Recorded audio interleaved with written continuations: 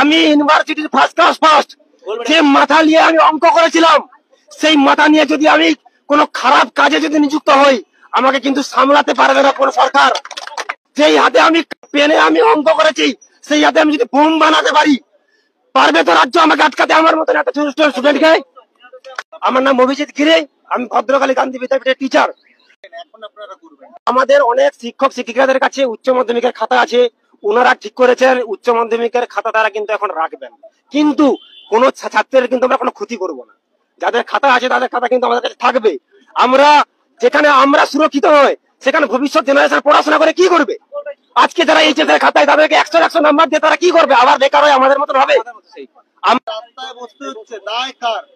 পরিষ্কার রাজ্য সরকার, আর সম্পূর্ণ দায় রাজ্য সরকার। আজকে আমার যদি শিক্ষক পদ যদি না থাকে, আমি আমার যদি জীবনে চলে যায়, আমি ভবিষ্যৎ প্রজন্মকে সুরক্ষিত করে দিব, এই আমি আজকে অঙ্গীকার করে দিয়ে গেলাম। আমি নাউল ভাইয়া, আপনারা দেখছেন নিউজ 10 বাংলা। দর্শক, একটু আগেই যে ভিডিওটি দেখছিলেন, তিনি বলছেন সরাসরি একজন চাকরিহারা শিক্ষক, তিনি বলছেন যদি আমার এই মাথাটাকে অন্য খারাপ কাজে ব্যবহার করি তাহলে রাজ্য সরকারকে রুখতে পারবে। অর্থাৎ তিনি যেটা বলছেন যে আমি যদি আমার এই অঙ্ক করা মাথা থেকে যদি বোমা তৈরি করি তাহলে রাজ্য সরকার ঠেকাতে পারবে। তো এরকমই হুঁশিয়ারি দিচ্ছেন, ঠিক এরকমই হুঁশিয়ারি দিচ্ছেন চাকরি প্রার্থী, মেদিনীপুরের চাকরি প্রার্থী। এবং দেওয়াটা একটা স্বাভাবিক, কারণ এত বছর চাকরি করার পর হঠাৎ করে যদি চাকরি চলে যায়, তাও আবার স্কুল শিক্ষকের চাকরি, মানে কতটা প্রেস্টিজিয়াস ভাবুন। কত ছেলে কত মেয়ে ছাত্রছাত্রীরা তারা ওনাকে স্যার বলে ডাকতো, শিক্ষক মহাশয় বলে সম্মান করত। তার চাকরি চলে যাওয়া কতটা প্রেস্টিজিয়াস একটা ব্যাপার ভাবুন। এবং তিনি যে হুঁশিয়ারিটি দিলেন, একেবারেই বোমা তৈরির হুঁশিয়ারি দিলেন তিনি। আরেকবার শুনুন বক্তব্যটি। আমি ইউনিভার্সিটির ফার্স্ট ক্লাস ফার্স্ট যে মাথা নিয়ে আমি অঙ্ক করেছিলাম, সেই মাথা নিয়ে যদি আমি কোনো খারাপ কাজে যদি নিযুক্ত হই, আমাকে কিন্তু সামলাতে পারবে না কোন সরকার। যেই হাতে আমি পেনে আমি অঙ্ক করেছি, সেই হাতে আমি যদি বোম বানাতে পারি, পারবে তো রাজ্য আমাকে আটকাতে? আমার মতন একটা স্টুডেন্টকে। আমার নাম অভিজিৎ গিরে, আমি ভদ্রকালী গান্ধী বিদ্যাপীঠের টিচার। আমাদের অনেক শিক্ষক শিক্ষিকাদের কাছে উচ্চ মাধ্যমিকের খাতা আছে, ওনারা ঠিক করেছেন উচ্চ মাধ্যমিকের খাতা তারা কিন্তু এখন রাখবেন, কিন্তু কোন ছাত্রের কিন্তু আমরা কোনো ক্ষতি করব না। যাদের খাতা আছে তাদের খাতা কিন্তু আমাদের কাছে থাকবে। আমরা যেখানে আমরা সুরক্ষিত নয়, সেখানে ভবিষ্যৎ জেনারেশন পড়াশোনা করে কি করবে? আজকে যারা এইচএস এর খাতায় তাদেরকে 100 নাম্বার দিয়ে তারা কি করবে? আবার বেকার হয়ে আমাদের মতন হবে? পরিষ্কার রাজ্য সরকার, আর সম্পূর্ণ দায় রাজ্য সরকার। আজকে আমার যদি শিক্ষক পদ যদি না থাকে, আমি আমার যদি জীবনে চলে যায়, আমি ভবিষ্যৎ প্রজন্মকে সুরক্ষিত করে দিব, এই আমি আজকে অঙ্গীকার করে দিয়ে গেলাম। দর্শক, শুনলেন যে একেবারে সরাসরি তিনি বোমা তৈরির হুঁশিয়ারি দিচ্ছেন, যদি আমার এই মাথা থেকে অন্য খারাপ কাজ বের হয় তাহলে রাজ্য সরকার রুখতে পারবে। তো এরকমই হুঁশিয়ারি।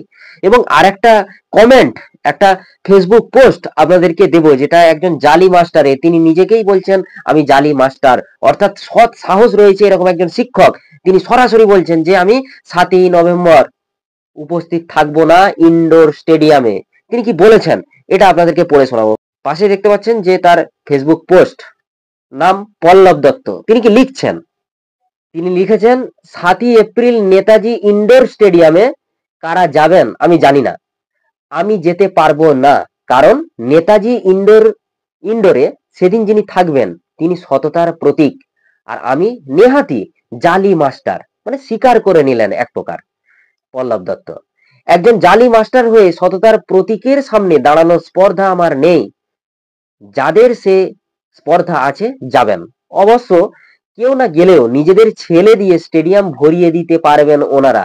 স্টেডিয়ামে তো আর গলায় অ্যাপ্রুভালের কাগজ ঝুলিয়ে ঢুকবেন না শিক্ষক শিক্ষিকা শিক্ষাকর্মীরা।